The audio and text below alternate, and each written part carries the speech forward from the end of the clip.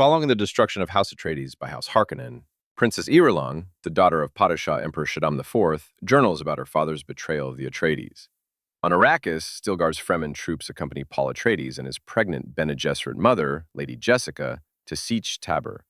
Some Fremen suspect they are spies, while Stilgar and others see signs of the prophecy that a mother and son from the outer world will bring prosperity to Arrakis. The Fremen accept Paul, but Stilgar tells Jessica she must succeed Sietch Tabr's dying reverend mother by drinking the water of life, a drug fatal for males and untrained women. She uses her Bene Gesserit training to transmute the liquid and survive, inheriting the memories of all past reverend mothers. The liquid prematurely awakens the mind of her unborn daughter, Alia, allowing Jessica to communicate with her. They agree to focus on convincing the more skeptical northern Fremen of the prophecy. Chani correctly believes the prophecy was fabricated to manipulate the Fremen, but she begins to respect Paul after he declares that he only seeks to fight alongside the Fremen, not to rule them. Paul and Chani fall in love as Paul immerses himself in Fremen culture, learning their language, becoming a Fedaykin fighter, riding a sandworm, and raiding Harkonnen's spice operations. Paul adopts the Fremen names Usul and Muad'Dib.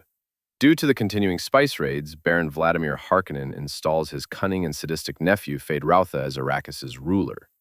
Lady Margot Fenring, a Bene Gesserit, is sent to evaluate Feyd-Rautha as a prospective Kwisatz Haderach and secure his genetic lineage. Jessica travels south to unite with Fremen fundamentalists, who believe most strongly in the prophecy.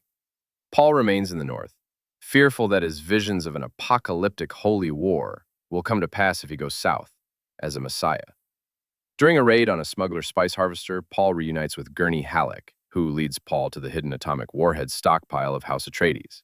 Feyd-Rautha unleashes a devastating attack on the northern Fremen, destroying Sietch Tabr and forcing Paul and the survivors to journey south. Upon arrival, Paul drinks the water of life and falls into a coma. This angers Chani, but Jessica compels her to save Paul. Chani gives Paul a mix of her tears with the water of life, which awakens Paul. Now, possessing clairvoyance across space and time, Paul sees an adult Alia on water-filled Arrakis. He also sees a narrow path to victory among all possible futures, and that Jessica is the Baron's daughter.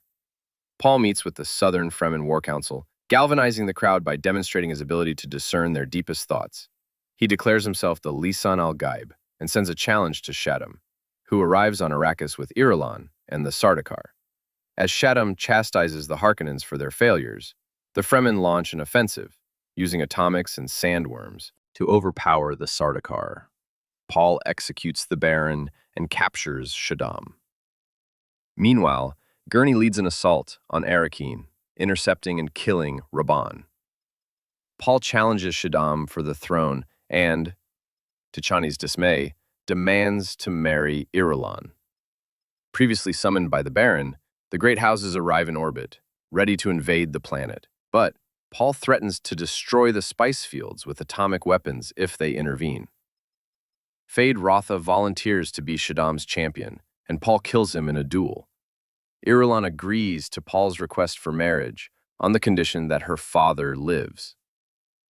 Shaddam surrenders, but the great houses reject Paul's ascendancy, so he orders the Fremen to attack the orbiting fleet. As Stilgar leads the Fremen onto the captured Sardaukar ships, Jessica and Alia reflect on the beginning of Paul's holy war. Chani refuses to bow to Paul and departs alone on a sandworm.